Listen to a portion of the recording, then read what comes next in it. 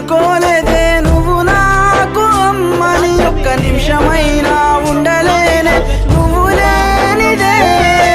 9 నెలలు మోసి నన్ను కన్నావా నా జానమ్మ చచ్చే వరకు నీ తోడు ఉంటానే జానమ్మ నన్ను కన్నమ్మ జానమ్మ నన్ను గన్నమ్మ